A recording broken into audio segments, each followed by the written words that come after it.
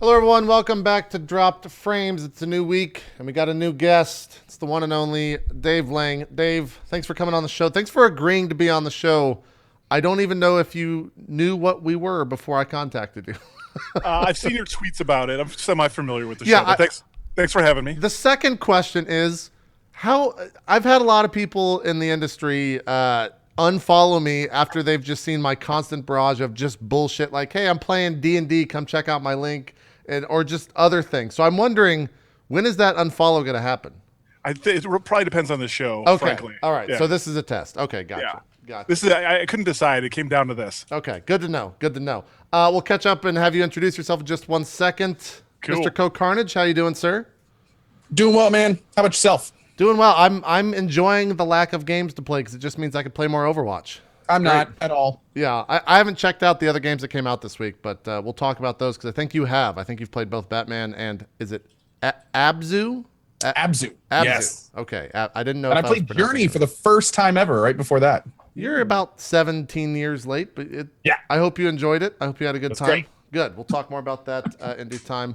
Zeke, the last time you were on the show, you left to go to a baseball game. Yes, I did. I was in Chicago broadcasting, coming to you from a hotel room, which I was sharing with a couple of other people. That's true. I kind of popped in. You know, if you love something, you make it work. And I love drop frames, Well, there you so I go. make it work. There you go. Did they win the baseball game you were at? They won the sports ball. They It won was the sports great. ball. Great. Is it Cubs They or hit- Sox? Cubs. Cubs, okay. Yeah, the Cubbies won. It was Cubs White Sox, and it was actually a Cubs White Sox game. Oh, wow. And yeah, it was awesome. Wrigley was packed, and it was a lot of fun. Had a blast. It's so much better to watch anything like that live when you're fans and they're rabid and they're talking shit to each other. It's great. I haven't been to an actual MLB game. In San Antonio, we used to have the Missions, which is, I guess, like I think it was a AAA team or like a feeder team for the Astros. So I've never been in like the MLB. The only thing I've ever actually seen on a professional level is basketball. I've never been to an NFL game either, so I don't know what that's like. I'll tell you what, man. I've been to almost all professional sporting events, and basketball is by far my least favorite. Really? Yeah. Is it because I figured it'd be like the most active one, unless the game's bad. No, it is, but the camaraderie just isn't the same as like a football or baseball game. Okay, all right. Not nearly enough butt smacking. Yeah, That's not true. not enough ass slapping for Not my enough ass taste. slapping. There you go. There You you go. guys went to the wrong game. You must went to the wrong game then, because there's plenty of ass slapping when the Bulls play. I think the thing is though is it's not audible because in football you're wearing the tights. Right. Basketball's a little loose short, so you're not going to be. Yeah. Some people are into the sound of it, Dave. You know. Yeah. That's you know what I shouldn't interject when I don't know what I'm talking about. Your words, not mine. Your words, not mine. Dave Lang, why don't you go ahead and introduce yourself because you have a long resume of things that you're known for and things that you do. So Sure. I'll let you go ahead and do that. Hello, Drop Frames land. Dave Lang. I'm the founder and C3PO at Iron Galaxy. We're a software developer in Chicago and Orlando. We do lots and lots of video games. We did probably most known for Killer Instinct. We took over season 2 and 3 from Double Helix when they got bought by Amazon. We also did Dive Kick, you might know us. And we just launched Video Ball like 2 or 3 weeks ago. We launched Video Ball on PS4, Xbox One, and Steam. So there you go. You guys made some news last week when Mr. Yeah. Adam Boyes came over from Sony. Yeah, it was funny. So we actually, JP, we've been talking about doing this for a couple of weeks, and we weren't sure when we were going to announce that. Mm-hmm. And then, okay, we're going to announce it the day before I was supposed to be on the show. I'm like, Right. that probably isn't a good idea. So thanks for pushing this out a week for me. Yeah, we always have so many booked guests, Dave. You don't even know. You don't even know how on top of it we are here. So, yeah, it wasn't an issue. It wasn't an issue at all. But yeah, last week we announced that Adam Boyes, formerly of Sony PlayStation, is taking over my role as CEO, and Chelsea, who was our director of production, is now chief product officer. So we're super excited. I have to show the pictures that you guys took for this. I'm so glad we did those pictures. Those turned out better than I could have dreamed. I feel like the second that you saw those pictures when he was showing them to you as they were taking them, you were just like, Yeah. that's it. Those are the ones. That's what we're doing. Yeah.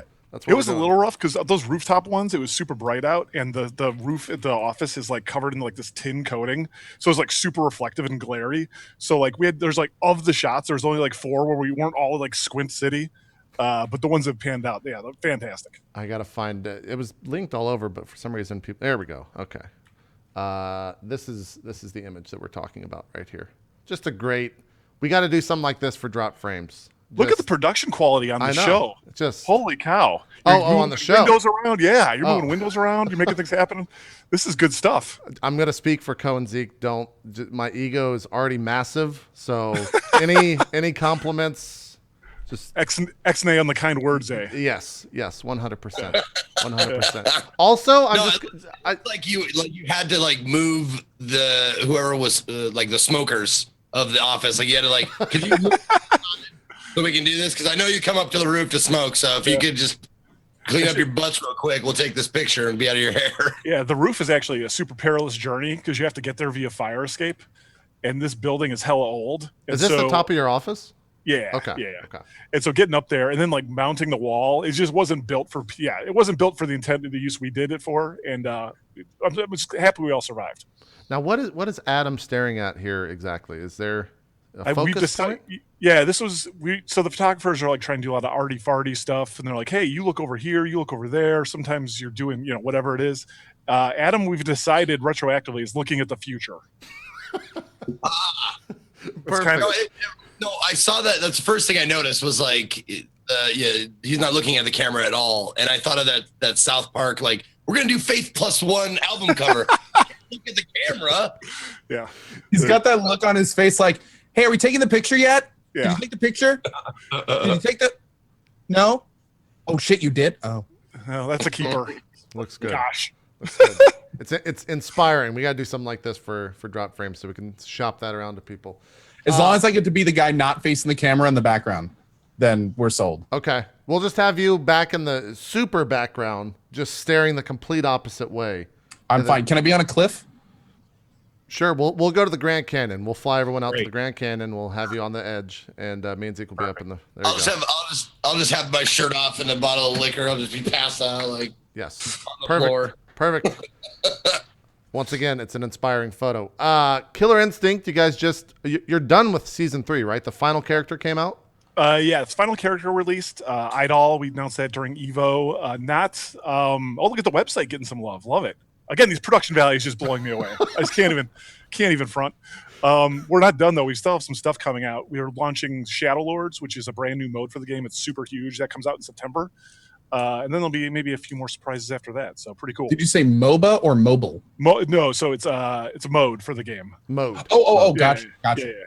They're not getting into the MOBA game, at least with Killer Instinct that we know of. So. Yeah, I was like, that's interesting.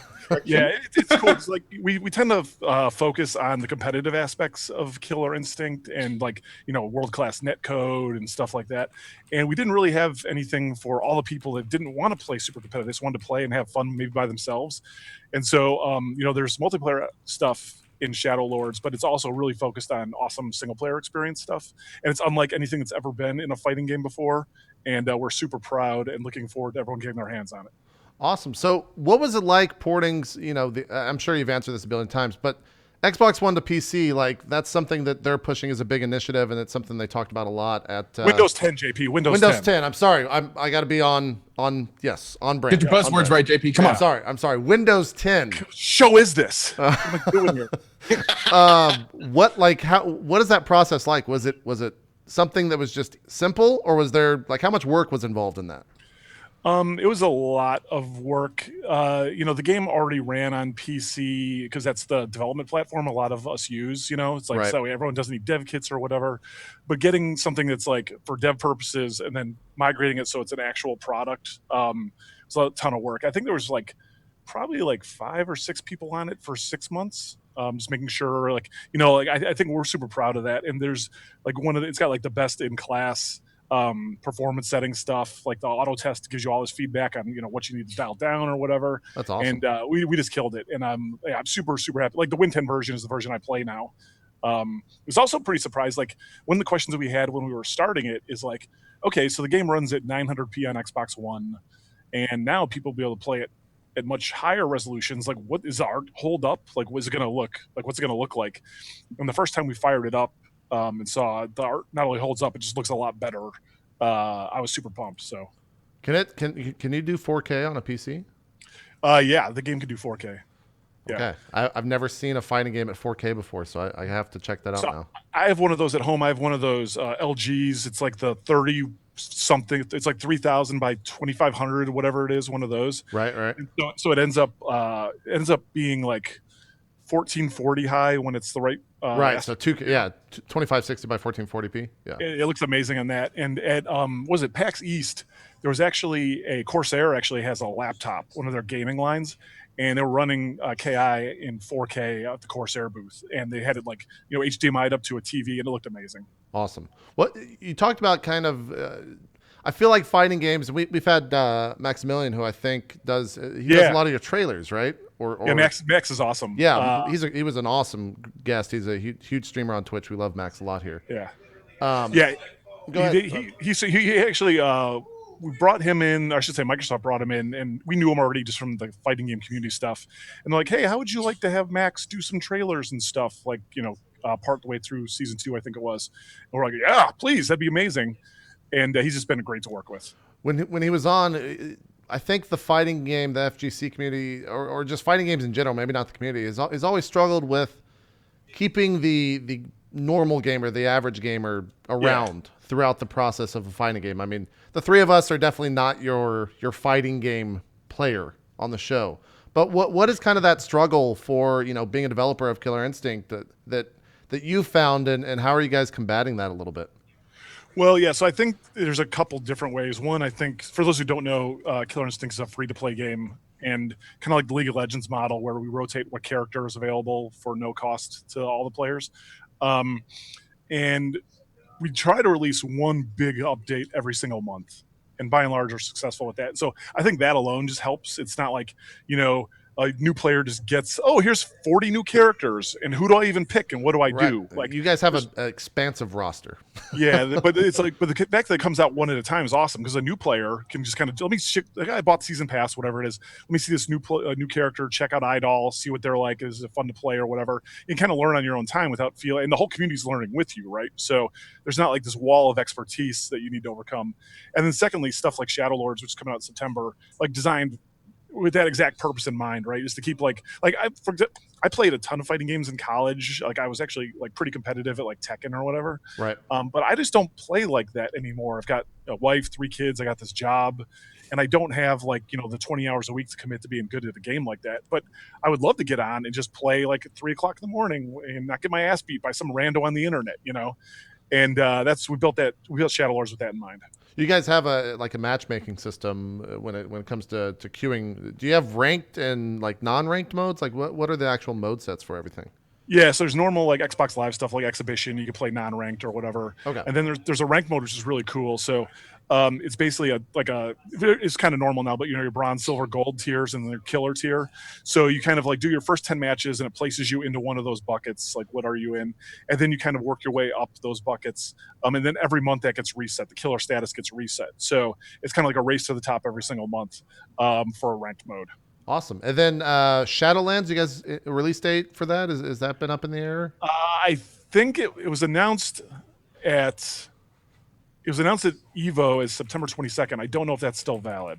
But Okay. Yeah, but it'll be sometime in September for sure. Awesome. And then the game that you guys just released as well, Video Ball. Talk to me a little bit about Video Ball. We've got codes for it. We've been meaning to play it, but I've been doing a lot of other stuff, and I just haven't gotten in touch with Code to set that stuff up. But no, it's all good. Video Ball is a game we didn't develop it. We published it for Action Button. So for those who don't know, Action Button, Tim Rogers and his crew out there in Oakland. Tim's been working on this game a long time. It's kind of like his take on a sports game, right? The way to describe it is, the way I describe it anyway, is like it's kind of like 2D Rocket League almost, or Asteroids meets soccer, right? Okay. So their balls appear in the middle, and you have to shoot them into your opponent's goals. Tons of online options there. You got like ranked teams, so you can get on. You can form a lobby with your friends. Then you and your friends can go matchmake online and play other teams, stuff like that. It's super super cool. It's like it's one of those that you get super hyped playing it. very similar to like dive kick or whatever. Sure. I actually had an opportunity to play this at, I'm not sure if it was at PAX. I want to say it's at one of the PAXs. I got to play it on stage, and it was a 2v2, and it got pretty intense at times. Once you kind of figure out like how and when to charge up your shots, and the controls are a little taking a little getting used to, but Yeah.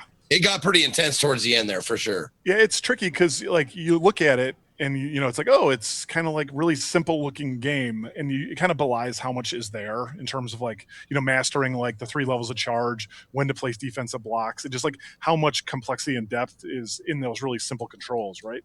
And that's why one of the reasons we take it to shows, right, is because like you just show this video to somebody and they're like, oh, this game doesn't look like much, it's hard to understand why it would even be fun, but then people play it. And instantly, the minute they're smiling, they're having fun, they're telling their friends, they're bringing friends back. So yeah, we brought this to like the last 6 PAXs, I think we brought it to. Yeah. So I'm seeing a ton of different maps. There's not just one. Yeah, It looks like a lot of different layouts. Yeah, there's different layouts, different sizes. There's 32 maps in total, and there's I think the sweet spot for video ball is either 2-on-2 or 3-on-3, depending on how crazy you want. Right. But the rules are crazy customizable too. Like you got how many balls are in play at once. Do you want to play for a fixed amount of time? Do you want to play to a set score? So you can kind of customize it however you want. When it comes to something like this, Iron Galaxy's always been a company that has kind of done things, I think, a lot differently in the development world, where you guys have, you've done things for bigger companies. You've done a lot of stuff on your own. You've done a lot of stuff in terms of publishing. Like, when you describe Iron Galaxy to someone, like, what would you say is the main push for the company? Is it? Yeah, it's a good question because it gets more complicated every year. I think first and foremost, it goes back to what do people associate us with? If it was 2 things, it would be KI and dive kick. And so I think you think like fighting game expertise, right? Right. And then we've kind of taken that and expanded it to do like more of a competitive game kind of branding, right?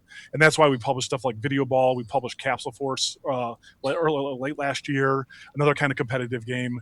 And so yeah, we do a lot of different things at once for a lot of different partners. We've also done, like you mentioned, traditional work for other publishers. Like we did Elder Scrolls Online. We did the console versions of that. We just did the port of 7 Days to Die for Telltale. So we do lots of that stuff too. So kind of all over the map. But I think at our core, we're about fighting games and competitive stuff and just games that get you hype.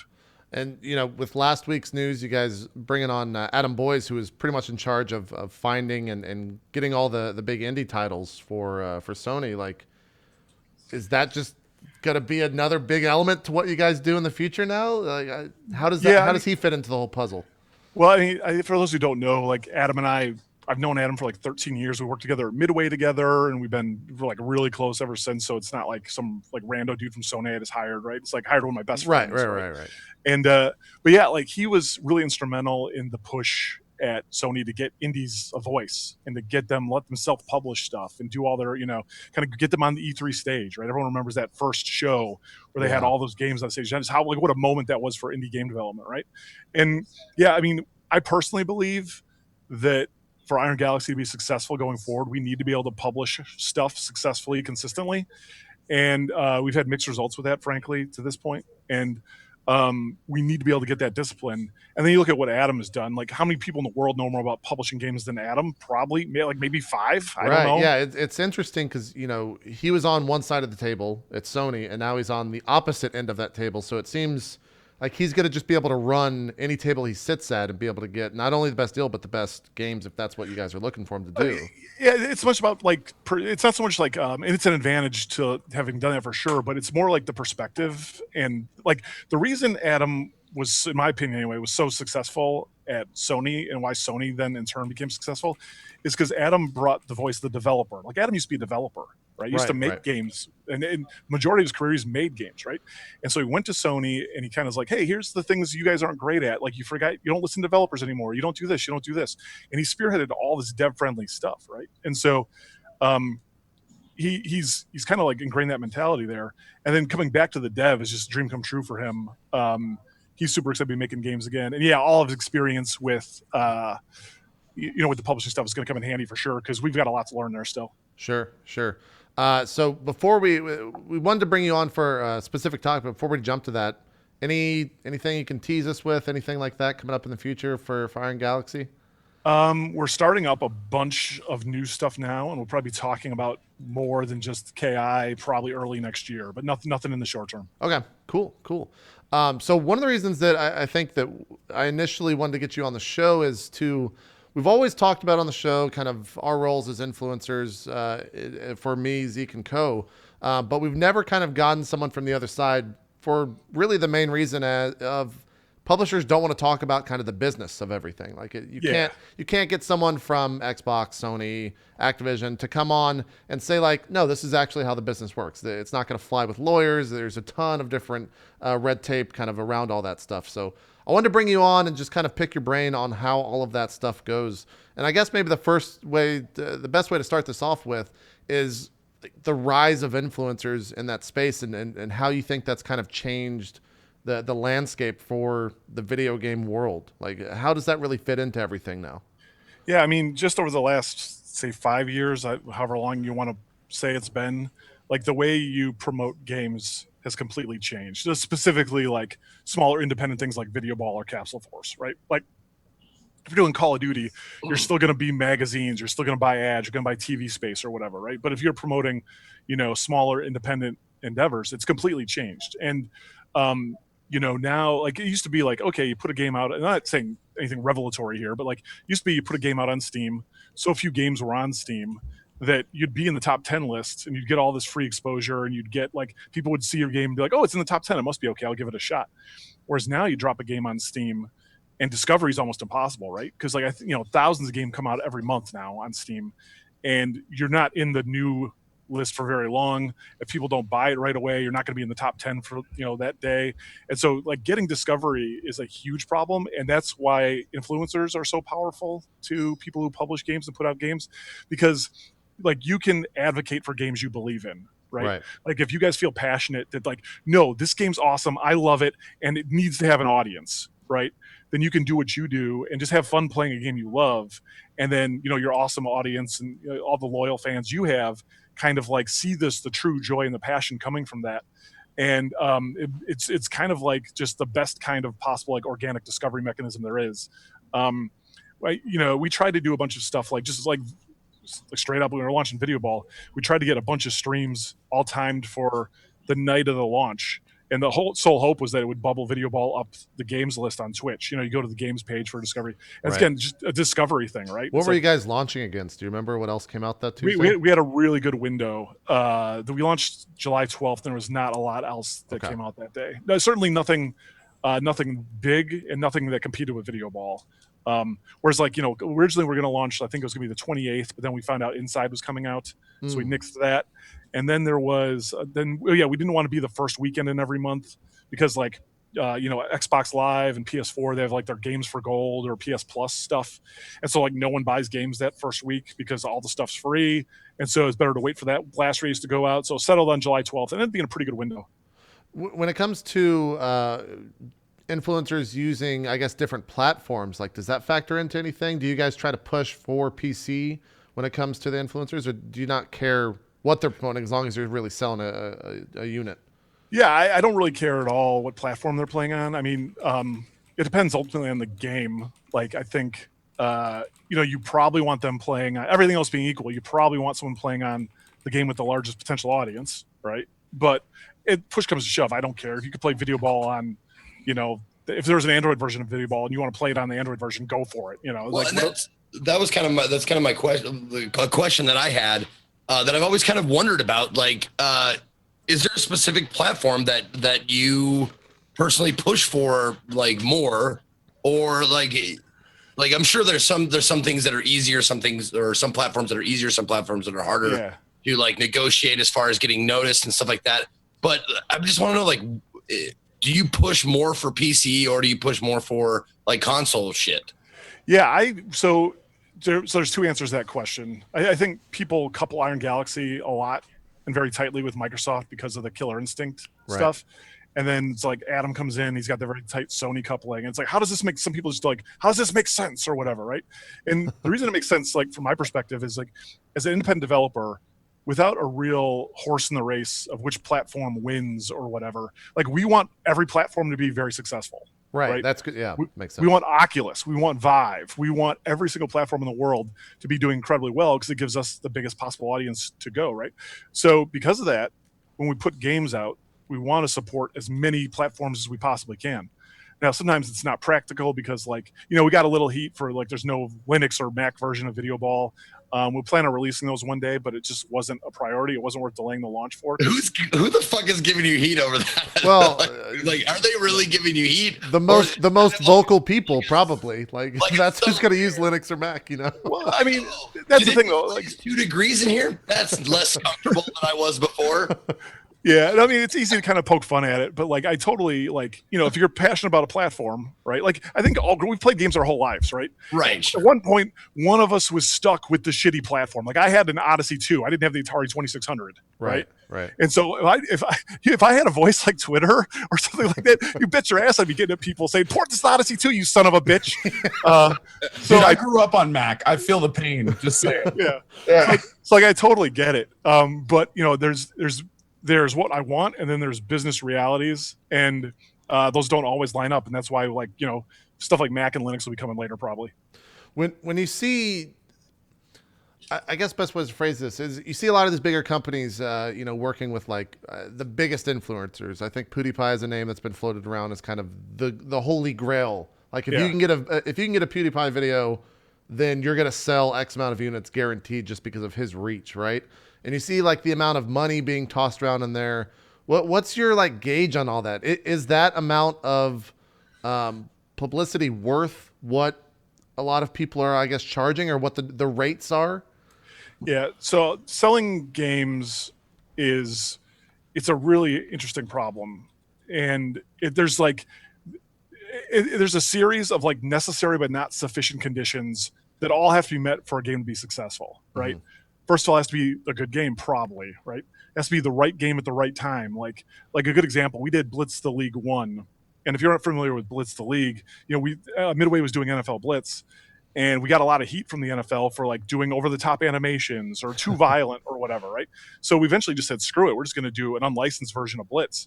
And it happened at just the right time where like pop culture was zooming around a bunch of stuff, right? And we had like drug use in the game and just a bunch of adult content. We had people like shooting up right in the sidelines and stuff. And the media just took it and ran with it. And they called it like, what they call it, Grand Theft Madden is what media was calling it. Right? That probably worked out really well for you guys. It was great. And the game ended up selling about 2 million units. Dude, I loved it. I even played a little bit of it. Oh, thanks, man. And you know, 2 million units on a budget we spent on that game made it like immensely profitable.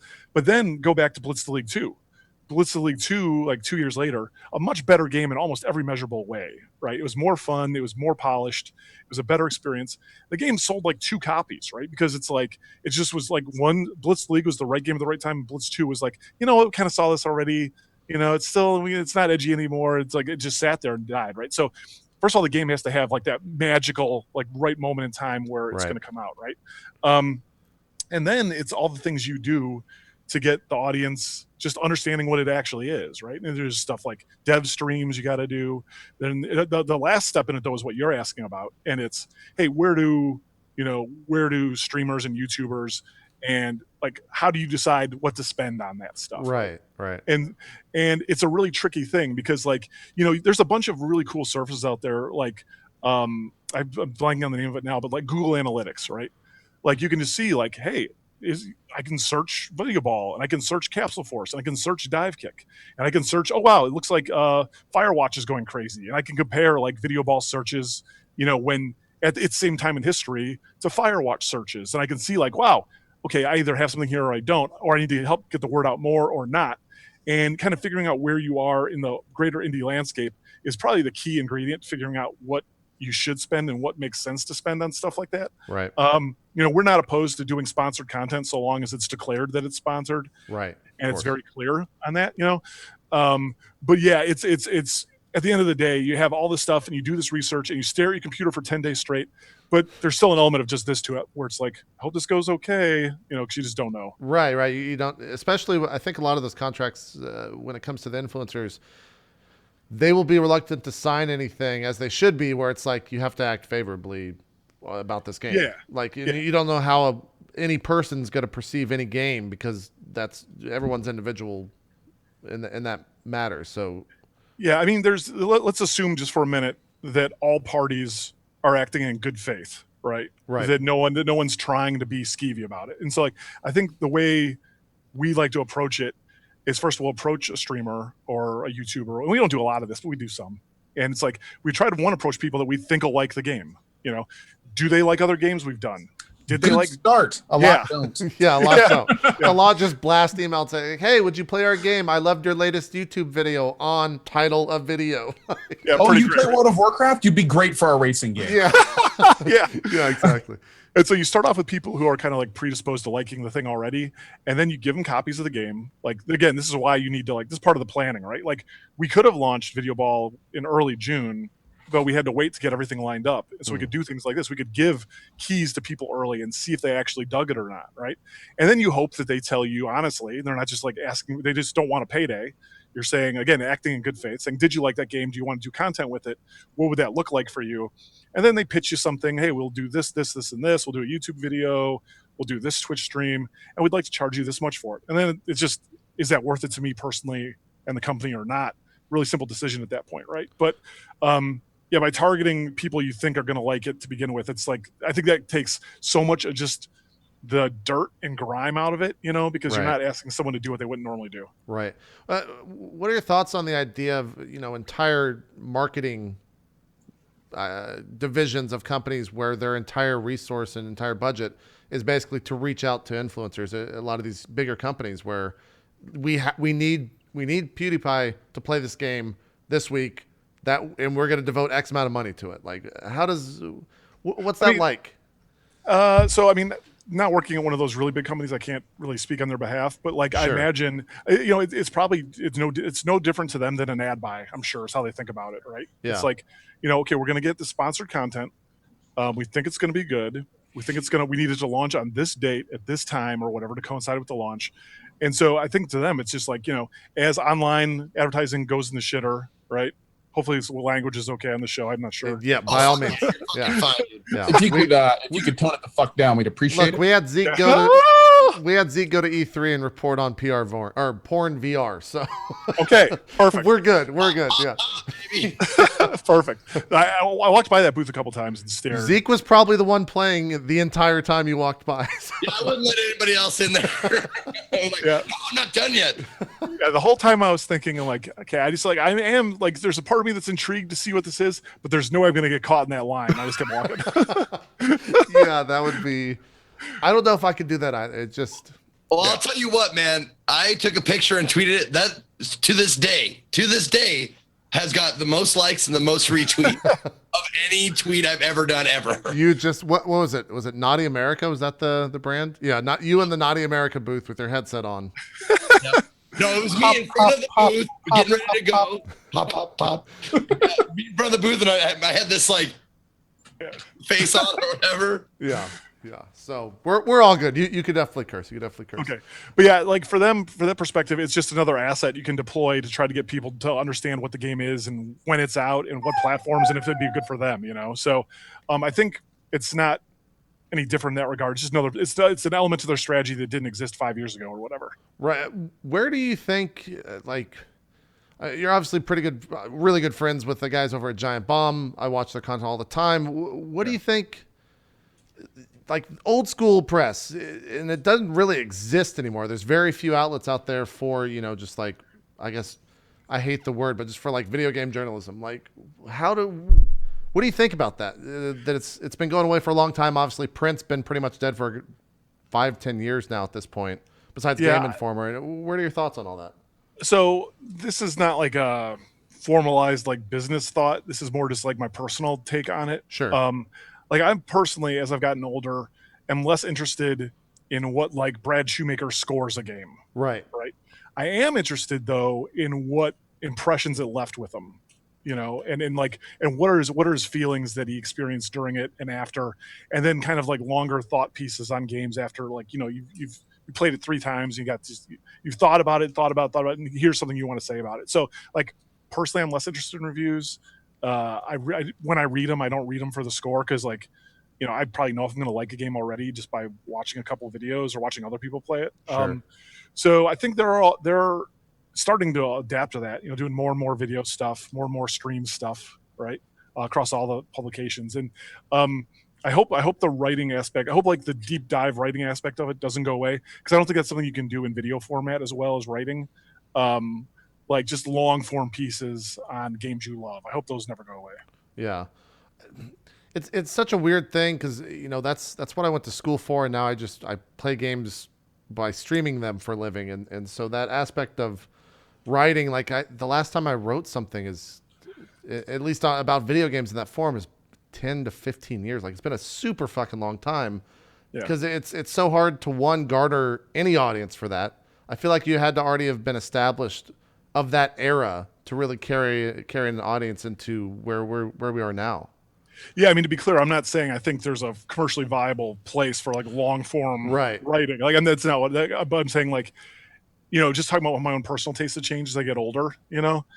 And like, it's like you see kids in forums like, how could he give it a 6? It's at least an 8. It's like that part of me died 20 years ago. I couldn't give a shit about any of that. Right. But if I find someone whose opinion I respect, or they have a cool voice, or even something I disagree with all the time, but I think they've got cool takes. I like reading what they think about stuff, and I think that's interesting.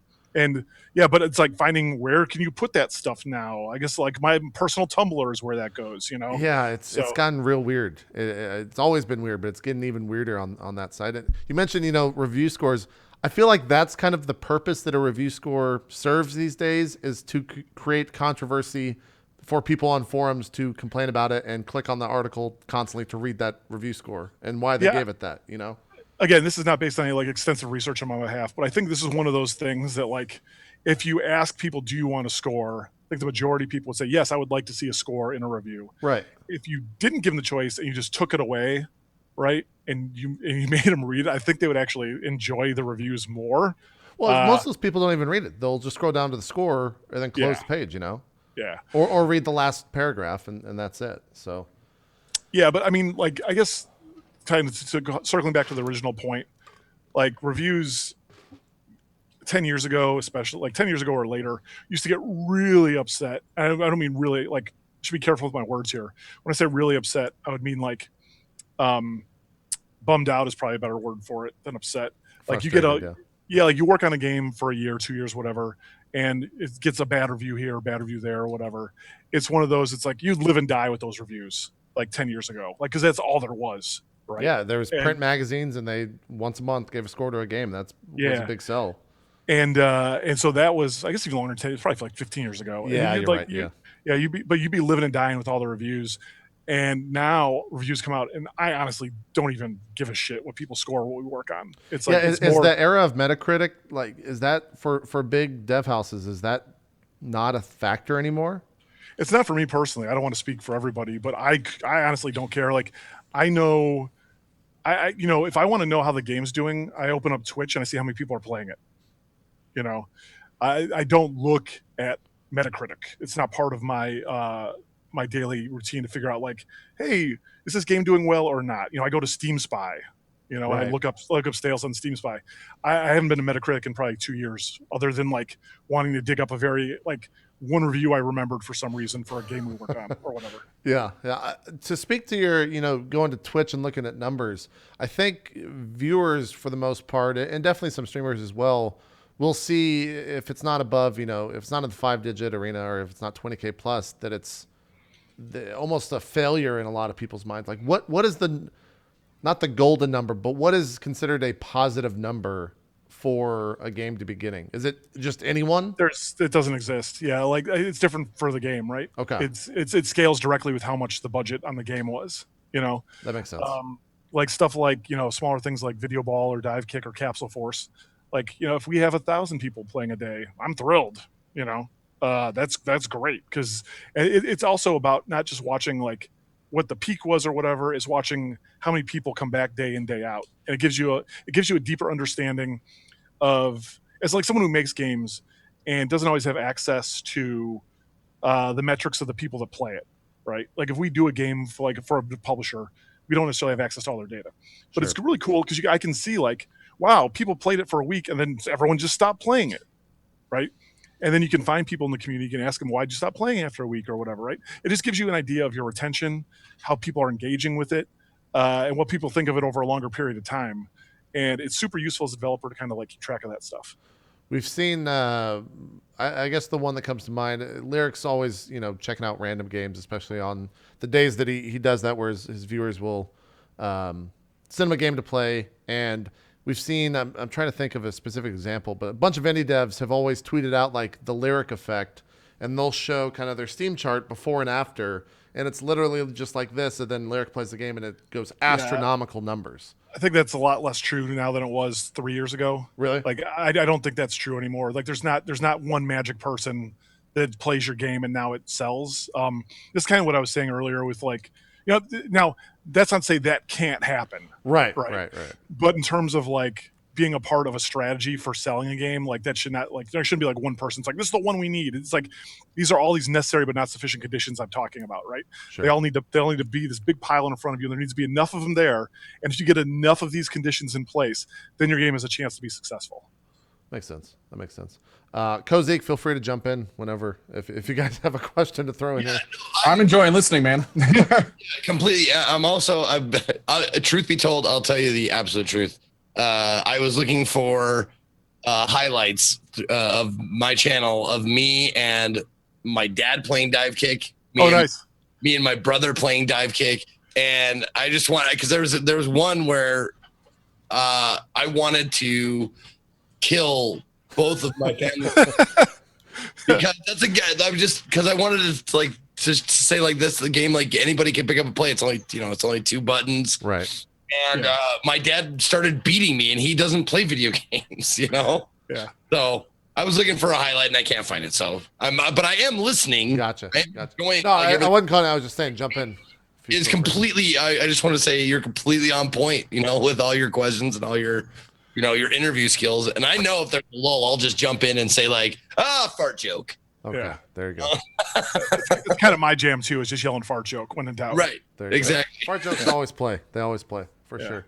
I remember at the PJ Salton event. That was actually my first interaction with Dive Kick.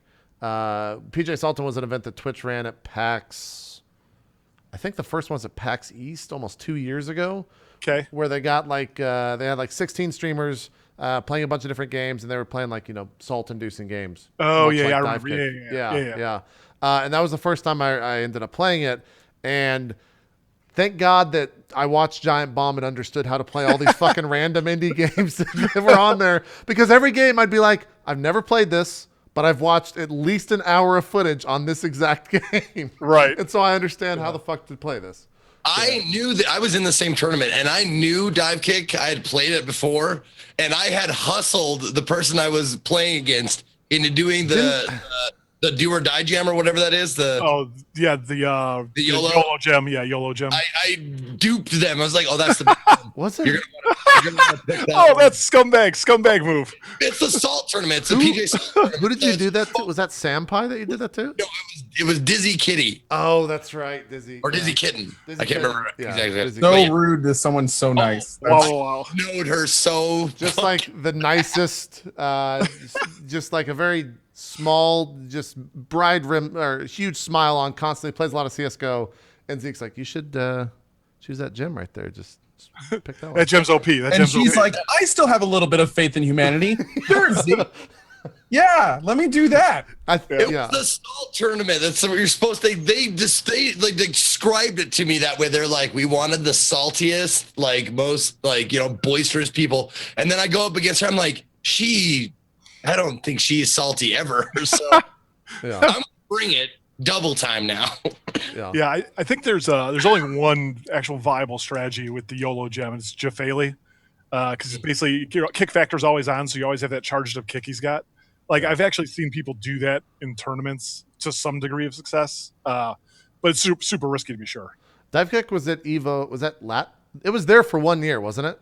So we did it in 2013 before the game Okay. came out. We ran a side tournaments from our booth there, and we had we had some insane number of entrants, like 325 or something like that.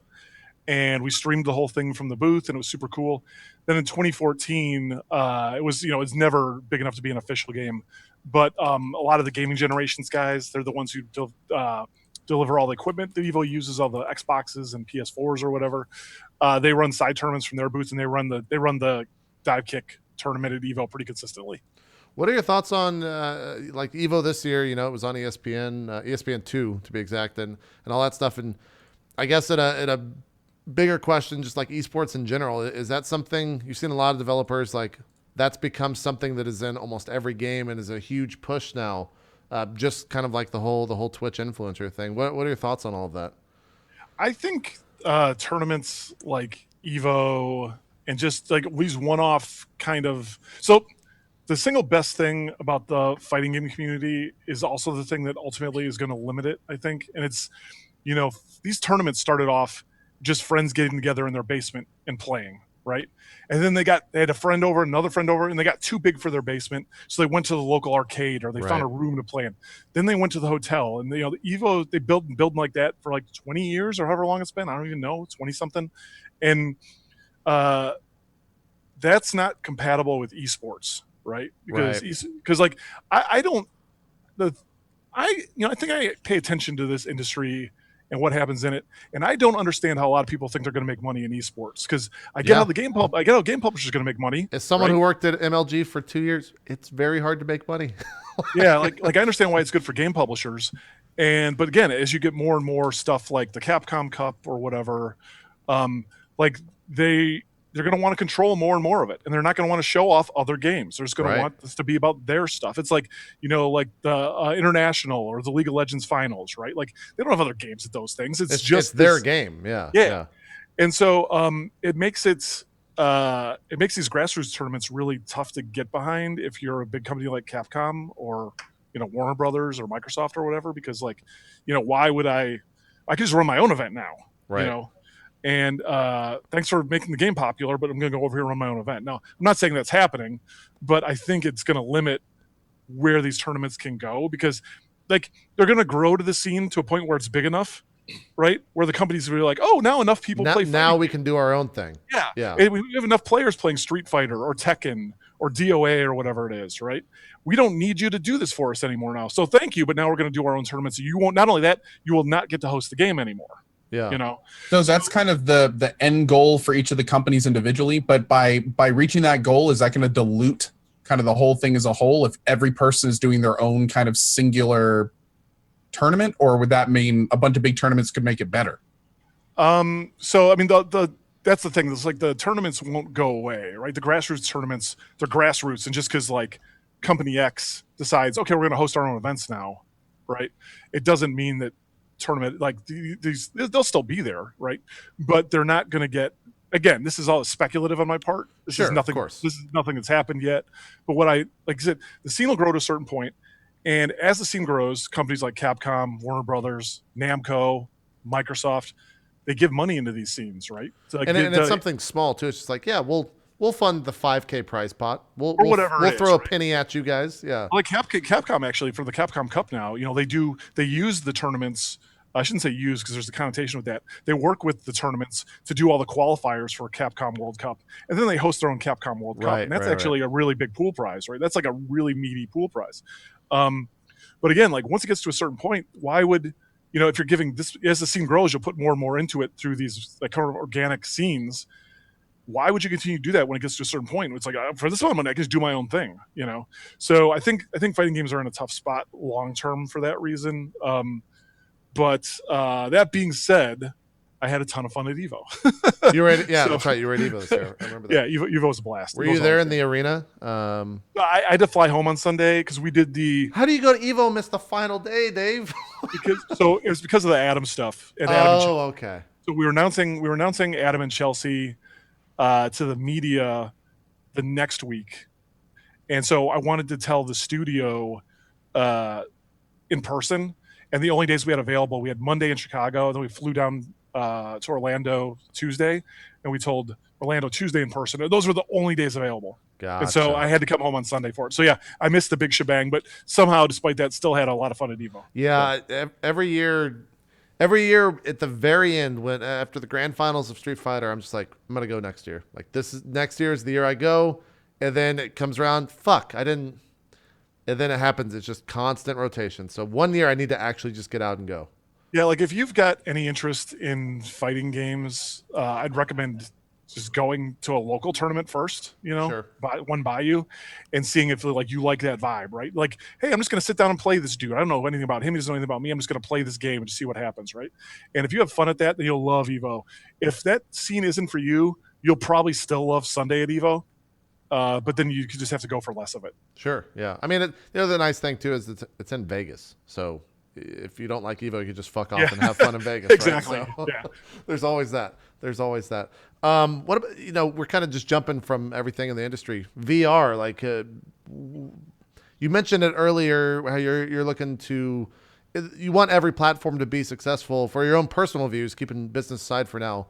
How do you feel about VR? As someone who's played it, I feel like the running theme, especially not for myself, but for everyone else, is there's no killer app for it yet. There's but nothing. let's ask the real questions here. When am I going to get Killer Instinct VR, where it's going to track every move I do in first person, and I get to fight with the hand cutoffs, and that's it. Yeah. All of it. I want to split my head in half with electricity in the middle of the whole thing. Trying to do those combos, like it's just thinking about that is making me sweat a little bit. Like trying to. Yeah. Good news, we're doing Dive Kick VR first, actually. There you go. That's a joke. I'm not doing Dive Kick. You got to make sure you say that. We're going to trim that first part, put it on Twitter. Big announcement. Dive Kick VR announced. Exclusive. That would be drop frame. You like just press a button and it feels like you can look down. It looks like you're jumping. Someone, I've played a ton of VR games. The biggest impact I've had, and I can put on a headset and not get sick for it. I've played 7 or 8 hours at a time. The biggest impact I have is in a game called Raw Data, and there's a move on like the ninja or whatever, the guy that uses the sword, where they basically jump up in the air then slam down on the ground. And that feeling of jumping, having your character jump up in the air and then slam back down, completely fucked with my stomach the first couple times it did it. It felt like the roller coaster effect. Yeah, I did that, the roller coaster thing. Yeah. Any acceleration will mess most people up. Yeah. Any kind of like, if you instantaneously hit a speed and then stay at that speed, so you have velocity but no acceleration, most people can deal with that. But the minute anything accelerates, your inner ear just hits. And it's I'm not surprised. Yeah. It really fucked me up too, and I've talked about this on the show. I hit the apex of the jump and I died, and my character just continued to fly like up in the air, like miles and miles outside the arena, and I had to like fall down onto the ground because I was so fucked up with how it messed with me. I think you don't want to do the naughty America thing. Then I'll just say that. All right. Yeah. Good to know. Good recon. Good recon. Thanks for that. I think personally, I have Oculus, and kind of like you guys, like it's cool and it shows like the promise of what. Okay, the immersion is real, right? Yeah. And I can. There are moments where I get lost in like Valkyrie or whatever, But yeah, I think like I said, waiting for that killer app. I think the only question is, from my perspective, how big is the actual market? How hungry are they for this content? What does it take to make that content? And will they still be here by the time, I get something out? And I don't know the answers to those questions yet. Like if you just do, any kind of cursory research into this, it doesn't seem like the market is big at all right now. It seems like, it's like probably 100,000 people, maybe.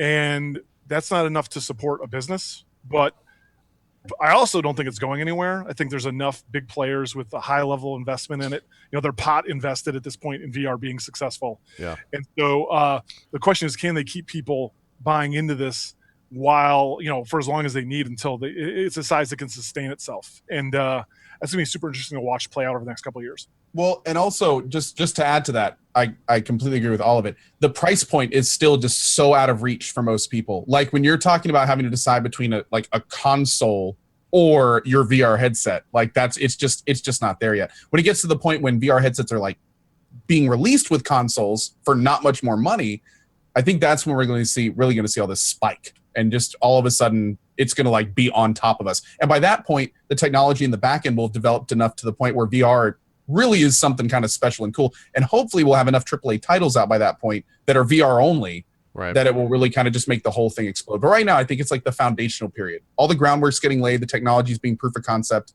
but it's just not there yet. Yeah, Also, it's bulky, so I don't know. Yeah, I think that's one advantage Facebook has with Oculus is they're doing a lot of their own investment to make AAA titles in a way that just Valve can't do or won't do or hasn't done to this point. Yeah. And I think ultimately that's the stuff that's going to drive, because like, okay, sure, you can have like a, without knowing anything about any of these games, just don't even need to name a game, but like Game X, it's a big AAA release. It's going to have a VR component or a VR app that's like an experiential thing in that universe, right? That's what companies can afford to make now because, the market's what it is. But if Facebook keeps pumping money to developers keep finally do make that one amazing piece of content. I really like the Insomniac thing. I forget what it's called. Which one? They put out like fucking 6 of them or some shit. It's the winter one where you start off in the winter in the snow. It might not be out yet. I forget what it's called. Let me Google it real quick. A lot of that stuff is Oculus only, and I only have a Vive, so the sit down VR stuff I haven't even touched really. You can do it obviously on the Vive, but the hassle of setting all that stuff up is a hassle, and so I just haven't done it yet.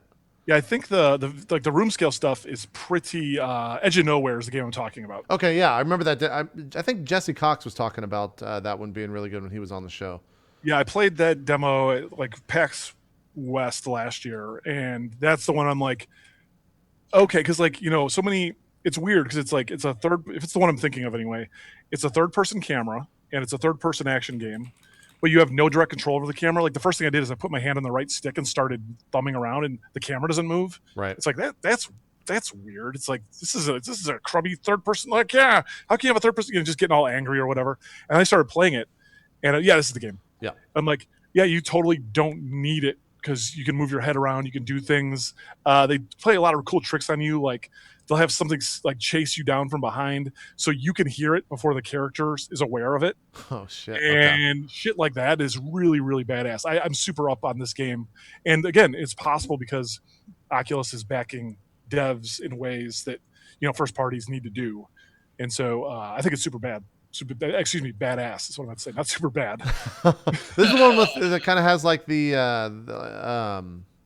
Cthulhu like horror in it. Well, I forget whatever that type of horror is called. I'm blanking on it, but yeah, this is what Jesse Cox was talking about. That I don't have an Oculus, and you can like hack it to where the Vive can play this type of stuff. I just haven't yet. But this is an Oculus game.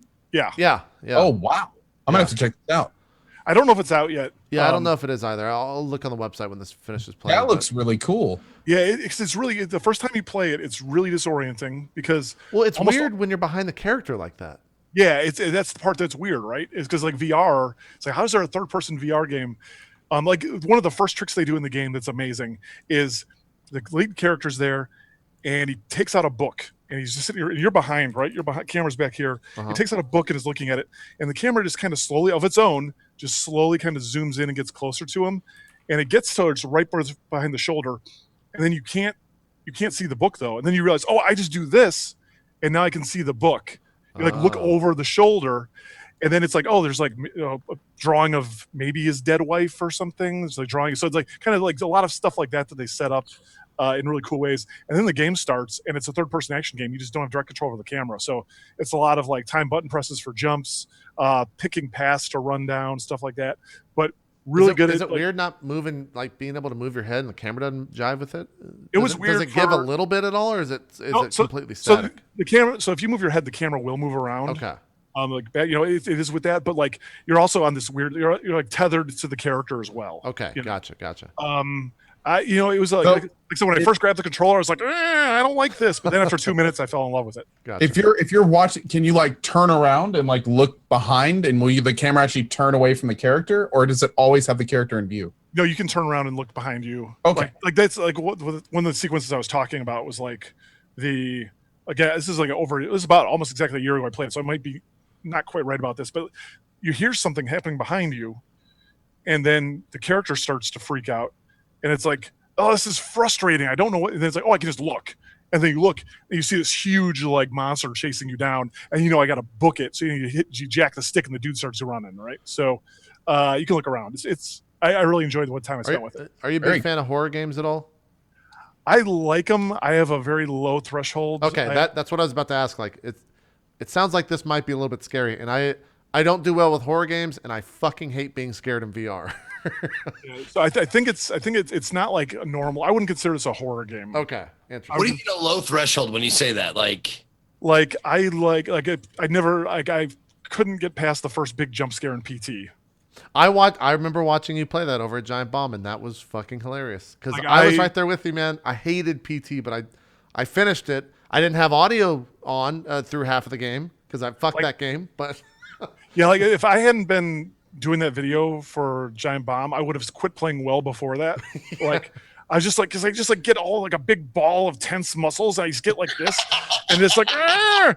And then that fucking thing happened. Yeah, where it just I don't know, no spoilers or whatever, and I just lost my shit. I'm like, no, I'm done. That's it. It's so shitty because we can't be like, yeah, go play PT if you haven't, because it fucking doesn't I was exist going to say, anymore. you can't spoil it. It doesn't exist. Yeah. You can't download it. It's been erased from the annals of history. I'd be happy to sell someone with my PS4 with it on it. That's true. That's true. You can get money on that for eBay right now. Someone wants $10,000 for PT. I'll more than happily There you part go. with my PS4.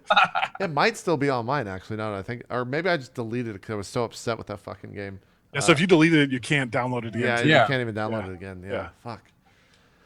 Fucking PT. It sucks that that'll. I think I've said this on the show. In my house, much like the main corridor in the game where the woman will stand up at the top and stare down at you. Yeah, fuck that. Right where I'm pointing up there is exactly, there's a chandelier in the middle and there's a thing that goes all the way around. So at night, in the middle of the night, and it's fucking pitch black, I never have looked up once. Because of fucking PT. Because I don't want to look up and just have a fucking chick staring there with all the fucking blood and shit on her. I can't do it. That game ruined me. That game fucking ruined me. That was I super. love games like that. I'm looking forward to that shit. I'm looking forward to like strapping on a VR headset and going through some real horror shit. Yeah. Same here, Zeke. I love horror games. I was like, I had a stomach dropout moment last week when I read that Outlast 2 wasn't coming out this year. And yeah, like I cannot wait for really good VR horror games. Yeah. I think that could honestly be the genre that like really sets VR apart, because you can't replicate that on in other situations. So I can't wait for them. Definitely. You're braver than I. Yeah. I'm trying to, like, even just like the dumb cartoony stuff. I'm forgetting the name of one of the games. That was just like not a terribly, but cartoony, not that well animated skeleton like sneaks up behind you, and just the effect of like turning around and having him be there scared the fuck out of me. And so I can't even imagine if something was like of the fidelity of like PT or what they showed for Resident Evil. Like, I'm just not. That won't work. That won't work. I really like Resident Evil games, and there's no way I'm playing. Same here. Yeah. There's like no way. I'll play it without a headset. I'll probably touch it or finish the game without a headset, but fucking. Yeah, too much. By the way, for those wondering, Edge of Nowhere is available now, and it's $40 on the Oculus store. Oh, it's out? I got to get that then. It came out on June 6th is when it came out. I know what I'm doing tonight then. I know what I'm doing tonight. There you It's go. kind of unfortunate, man. You know, I got to admit, like the fact that it came out almost 2 months ago now, and it was that under the radar, because I just saw that you just showed, and I was like, that looks cool. Like, I'll try that when it comes out. It's hard to get press on this stuff. Yeah, like Well, I mean, think about all the stuff we're talking about, how challenging it is to sell games and to get an audience. And then the fact that this stuff is not easily streamable or YouTubeable, right? Right. Like, well, not only that, it's like trying to sell a better TV to someone who's watching it on the commercial on TV. Yeah. It's like, this TV's way better. Take our word for it since your TV sucks. You know, it's like, this is VR and it's fucking great, but you'll never know until you fucking put on the VR headset. Yeah. Yeah. It's amazing how much stuff in video games is like that. Like, well, it's getting to that point for sure. Yeah. With all these weird devices that people are coming out with, and it's like, trust me, it's better. Spend $500 to figure that out. you actually do need a new phone. Yeah. I had a bunch of, I do VR Thursdays where I'll sit down for like I don't know, 4 or 5 hours and stream a bunch of new VR games or old VR games that I haven't played yet. And it's getting to the point where people are not wanting me to stream it because it just doesn't, it's not an interesting thing to watch. They're more interested in me hitting a wall, punching my chandelier, like all of the things that could go wrong to me, and less interested in the actual games. Like I played the Star Wars Tatooine thing that they premiered at I guess the Star Wars convention that happened in London about a month ago, and it was literally a 2 or 3 minute experience. And that's all it was. You sit there, Han Solo, a poorly voiced Han Solo lands the Millennium Falcon in front of you. That sense of scale was cool. And then like you have to take the engine down and you fiddle with that shit, and R2 comes around and gives you a lightsaber, and then stormtroopers run out, but you can't walk over to the stormtroopers and like swipe your sword at them. You have to reflect their laser bullets as you do as a fucking Jedi, and it's just you just hold it like this, and then he flies away, and that's it. Yeah, I think the other thing too is like the again, I'm more dialed into the Oculus than the Vive stuff. Right. But like the Oculus Touch controller, so Oculus came to the studio maybe 6 months ago, and they showed off some stuff. I think the Touch is going to be another thing that makes it easier to make amazing games in a way. I've never seen a Touch. Like, can you describe the controller and all the things on it? Do you remember? I don't think I'm at liberty to. Oh, talk okay. about I guess that hasn't been shown. That's okay. But yeah, we certainly have announced it exists, but I don't Right, think I'm right. talking. I remember it was at PAX. I never got a chance to play it. Oh, so if it's a PAX, then yeah, I don't know. I don't know if the one I saw is the one that's. I would say caveat: don't talk about it because I don't trust my word. but there's this game that Epic did called Bullet Train. Okay. Bullet Train is fucking hype. Oh my god! So you start off on this train. See if I can find like a video of it. Yeah, if you can find a video of it, that'd be cool. So it's like you start off. They fix the locomotion problem by like you teleport places, right? So it's essentially like a first-person combat game with guns and stuff, but you have like telekinesis powers and you can teleport, and you can like so say this thing shoots a big missile at you or throws a grenade at you. Oh, here we go. You can, like grab it out of the air and throw it back at them with the touch controller. And the stuff you can do, like there's this amazing, like this scene here, like so you start shooting, then you're gonna teleport across, and now you're behind them, and then you start shooting. So it fixes like so there's not this weird acceleration problem, right? So and you don't get sick playing it. And you can also do some really cool, like John Woo stuff. Like there's this point in the demo, like I played the demo like 3 times already, and I was just messing around. But like I shot a dude, then I threw the gun in the air, and I teleported to where it was going to land. Then I caught it and shot another dude, just because it was going to be badass, right? That's the only reason to do it. Like that looks like something that would happen in a movie. So Bullet Train is the truth. I really like that. Again, the thing I played wasn't this like big 3 or 4 hour game. It was just this little demo. And I don't know what their intentions with it is, but like that was the other thing that made me think like, okay, VR with touch. Yeah, they're just throwing the missile back at them. Oh shit, that's cool. Yeah, it's badass. So is that UE4? Yeah. Okay, so that probably looks. That's gorgeous. Raw Data runs UE4 as well, and that's of all the games I've played, which is about 20 games. The fidelity, the graphic fidelity in engine is just amazing. Like it makes it so much more of a believable experience walking around something that looks that good. I didn't even know this was a thing. I hope that is this being funded by Facebook? I'm not sure. I'm not sure who's funding it. Epic might be doing it themselves. I'm not entirely like I hope that comes to Vive. I really don't want to be in a world where I have to buy all fucking 3 platforms. I think Facebook. Last I remember reading about this, I'm not up to date by any stretch, but I remember Facebook did something to block playing Vive games on it, and then they got a backlash and they undid that. So I think you can play either on either now with a little bit of skullduggery. There's a little bit of things Although that as you have to do. As it gets more like if the touch probably makes that more murkier for sure, because like if the Oculus Touch doesn't do 1-to-1 mapping exactly the same thing as Vive's does, then it probably doesn't work. So maybe that ruins that too. I don't know. Right, and then of course you have PSVR coming later this year. Well, I think in October is I think that's what they said at E3, or maybe that's not even announced or hasn't been. I think it's October. I don't know. Yeah, I think they announced. Okay. Yeah. I want to get that. I missed the pre-order stuff. I think they stopped they ran out of pre-orders in like 10 minutes or some shit. And so I don't have one, but I feel like that's going to be even harder to get at launch compared to how hard it was to get a Vive and an Oculus for that first like month or so. And there wasn't even that many units of it. Like you said, there's probably like 100,000 maybe units out there, which is incredibly low. So I don't know. VR's every time we talk about it on the show, we're always ending the conversation with like, it's just not there yet. But every experience that we can play that's like bite size, like it's awesome, but it's a 5-minute thing. And it's not a full game. So I mean, it's just because the like I was saying earlier, the audience has to grow before things like that are commercially viable, Yeah. And really the only people spending in the space that I'm aware of is Facebook in any significant way. Sure.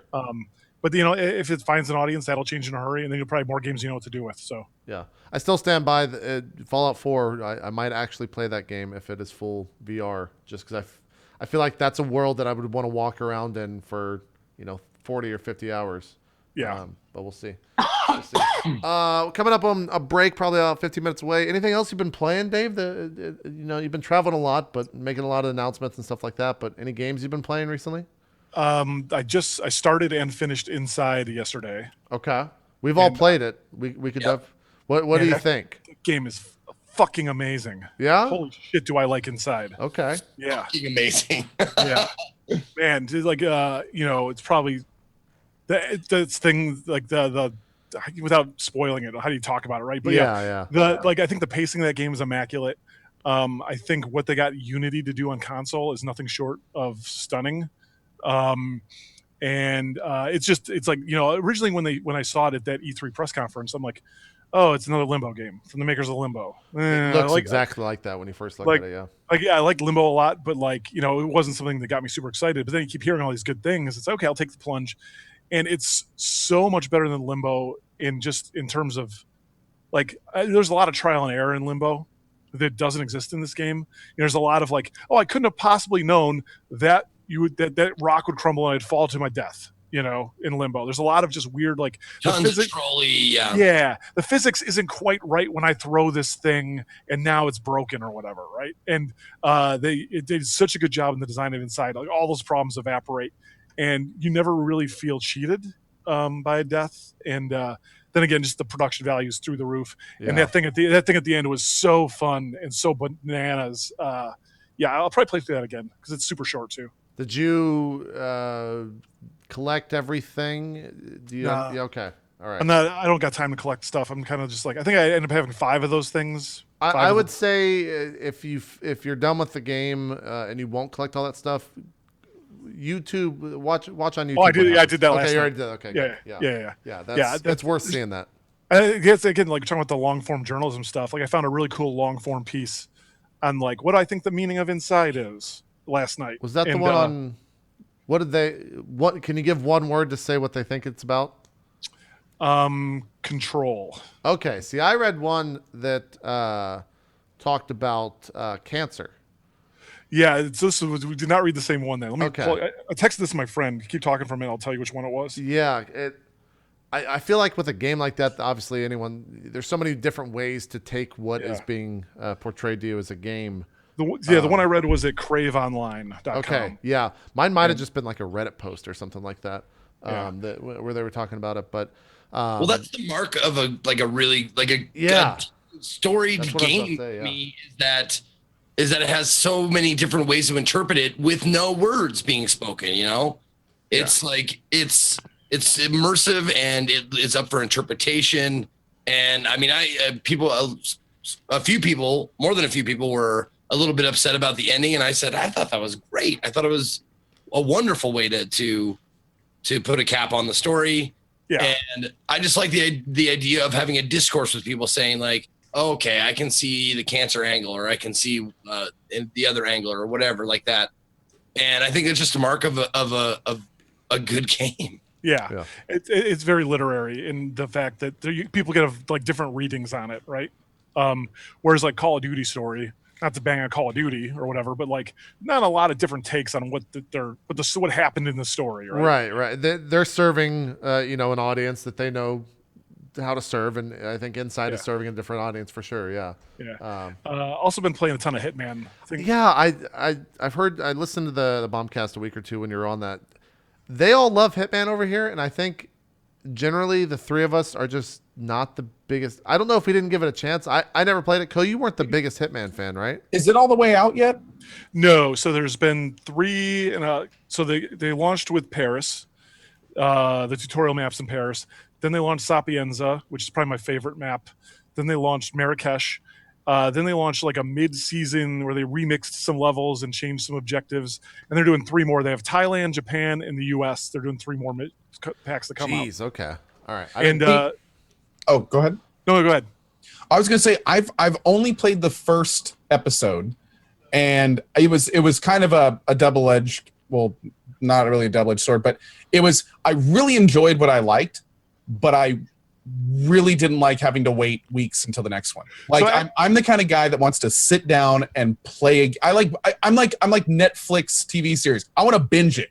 Yeah. You know, I don't want to sit there and wait 3 weeks between each one of my episodes. So I played the first one and I was like, I like this. This is good. It feels intuitive. I've always enjoyed the Hitman games. This is a great example of what I like in the game. The freedom was awesome. I had tons of great moments when I played. And they're like, "You're gonna play the second one?" And I was like, "Nope." Yeah. Like, let me know when it's out because I want to play it beginning to end. Allow Dave Lang, Hitman apologist, to step in. There Are you go. ready? Okay. All right.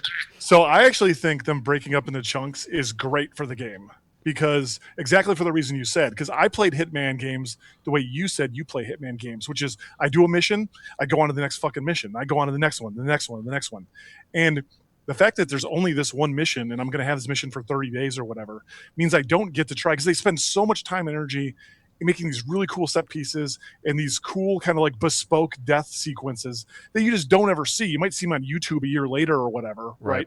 But you never experience them in the game. And now that I've got this thing and I've played it and I kind of know I know where the rat poison is and I know where, the axe is or whatever, it encouraged me to go through it again and again and again and try to do some more elaborate kills or set things up or just learn more. And I kind of appreciate the content more on the whole because of it. And like, I've probably put at least 8 hours in every single map so far. I played a shit ton of that game, and I think it actually does it fair. Plus, with the live stuff they do, like they do elusive targets. Yeah. Do you know what elusive targets are, Co? Have you heard of that stuff? Oh yeah, Okay. yeah. Sure. I think that's the coolest part of that game. Yeah, the escalation missions are by and large fun too. There's some problems with them, but it's just more stuff to do. And if you love the core game, like the Hitman promise, right, is like, hey, whatever you can think of, you can do it. And you can be successful in this game. You can shoot your way out of everything. You can hide. You can dress up like a waiter and be a waiter for 20 hours if you want to or whatever, right? Yeah. And this game is more successful at keeping that promise to the player than anyone before it, I think. Like, there's fewer bugs, there's better presentation, more polish. And I think it's the best Hitman game by far. I would agree. Just in a little bit that I've played, I really liked it too. I'm kind of in like multiple different boats because I've ranted on my channel a few times about episodic. I own a studio right now that has an episodic game coming out next February. So like I'm not against episodic. I just feels like it works well in some cases and it doesn't work so well in others. A lot of it is the perspective on why it's episodic. Yeah. But at the same point, I totally see where you're coming from. And it's interesting that you say that because there's a lot of streamers on Twitch where I put 5 or 6 hours into episode 1. I did a few of the side missions. I definitely played that more than a few times. Yeah. There are people on Twitch right now that with the exact same amount of content I'd have over like 70 hours streamed to the game. And it's just like, to me, that blows my mind. I'm like, that's insane. Oh, the Gary Busey thing. I really wanted. Yeah, I'm sad I missed that. Yeah. I really hope that in the Gary Busey mission, at one point he just walks up to you and starts screaming about aliens in your face or some shit. But There's some good lines in it. I've watched some footage of it. That was actually my least favorite elusive target. I'm going to send you a video, JP, if you don't mind. Okay, yeah, sure. In the chat here. This is how I killed Gary Busey, if I can find it. Okay, yeah. Put it in the Zoom chat. How so many you've done the episodes Gary are out Busey now? episodes then? Yeah. Is he actually Gary Busey in them? He's Like, is Gary- He's not 100% Gary Busey. Yeah, he walks up to a grave and he's like, "There's a lot of spiritual energy here and stuff like that." Like he's 100% Gary Busey in the videos I've seen, which is. All right, there it is. There you go. It's good. Yeah, let me. I'll pull this up. How many episodes are out now? There's 3, and then they did like what they're calling like a half episode in the mid-season where they went back and like they redressed up. This is Sapienza 10 years ago when a movie set was there or whatever. Okay. So I'm seeing like the most, like, I don't know, are they the most helpful or something like that? But people are pissed off that they can't get certain things if they buy it episodically. Oh, really? Yeah. I don't know anything about that stuff. Oh. You mean like if you buy when the box version comes out, how you'll never get the elusive targets? No. They're just saying like you buy it episodically and you miss out on certain things. If you have to buy the full experience, like the $60 experience. Oh, okay. Rather than buy it one by one. Yeah. Like you probably don't get that mid-season pack if you buy it Yeah, probably. Yeah. How did you just walk out of there unscathed? No one fucked with you. Because I mean, I just threw a golf ball at them. Who's gonna? Sure, it's an exploding golf ball. Sure, no one's gonna suspect that. It just goes suspicious, and everyone looks around. Yeah, that game's godlike. The game's so good. I think that Giant Bomb's piece where they got Dan and Brad to do the Gary Busey mission, and then competed against each other for the time. I thought that was brilliant. I still haven't watched those yet. I got to watch those. You should. It was really awesome stuff. Like I'm thinking of even wanting to do that stuff with a bunch of streamers just to have everyone start at the same time. Like I don't know why Ubisoft or not Ubisoft, Square Enix Montreal hasn't done that yet. Like get a bunch of influencers, 5 or 6, have them all start the elusive target mission and just see who finishes it first. Like there'd be so many people watching that. Yeah. There's another video I just dropped in there. This one is a little, this is just me throwing a proximity explosive off the top of a church at a victim 200 yards below me. Okay. So just stuff like this can just happen. The game's so awesome. Let's see. Oh, this one's short. Okay. I haven't even touched this game. Co kind of spoke to it when it first came out, and because of that, I was just not super interested in everything. Yeah, just no big deal. Just dropped an explosive on the guy's head from the top of a church. NBD. Perfect. That's fine. And no one saw you do it. That's great. Yeah. That's great. That's awesome. Besides Hitman, anything else? Hitman and Inside is kind of the. Yeah, this year I played. I've played Oxenfree. I really liked Oxenfree. I like Overwatch quite a bit. I don't play competitive stuff as much as I used to, but I like that quite a bit. Good on you. Don't play competitive. It's super stressful. Yeah, and it just really also had a lot of fun. I got it this year, so it's new to me. Rainbow Six Siege I really enjoy. That game's great, man. It's super fun. And it's also like a really strong Twitch community around that. Like I'll just watch Twitch streams. I'll watch Twitch streams for hours. Too. Yeah. That's kind of the big stuff I've been playing. I feel like I'm missing one. Oh, The Witness. I played a lot of The Witness earlier. I saw that on your list, and I was wondering like your thoughts on it because I played a little bit of it with my buddy, and it didn't seem like a super awesome game that you would tell everybody about, like how much fun you had playing it. It just seems like it's one of those things where like when I'm playing it, it makes me feel like a freaking genius. You know, it's like, maybe I think we have the reverse of that because we play it on stream, and so we have a ton of people that are just like, "This fucking moron, the fuck are you doing?" I would never play that game on stream. Never. Yeah, right. Exactly. The best part is the 30-second delay. So it's like, just go to the right. You have it. You have it. No. What are you doing? It was right there. You had lethal. Yeah. So I never touched that game because I swore off puzzle games. And actually, when I played Inside on stream, I played halfway through the game and I was perfectly fine. And then I had one guy just trigger the fuck out of me. I ended up like going sub mode, and then they started tweeting at me. I was like, I'm just gonna finish this game off stream. So yeah. After that, I'll never do it again, and I'll never play The Witness probably just because of that, unfortunately. Yeah, no, that makes sense. I remember saying like that's a great game for like pot. You smoke bowl and you sit back and you play some Witness, like moving lines around, like, oh yeah, okay. Right. And that's how you know Zeke doesn't smoke. Exactly. Puzzle games and smoking, no. It just turns into, look at the dot. Okay, maybe not then. I'm sorry. You're right. There you go. Yeah, The Witness was only interesting to me because of everything that happened kind of end game, right? Where like that's a game where I don't want to spoil anything for people that haven't played it yet, but like that's the puzzles are all great, and they're difficult and all that stuff. But like what they do with that stuff towards the end, and I guess maybe post game is the best way to express that is really, really fucking brilliant. Yeah, I think just as like a game design exercise as well, it's a fascinating game to me because you look at how much mileage they got out of such a simple mechanic, you know? Yeah, just moving a line or drawing a line. Yeah, And it is it's just from like I don't know how many game designers you'd give. Okay, here's what you can do, and they come up with 800 puzzles that are unique and fun and challenging, and have a really cool ramp to them.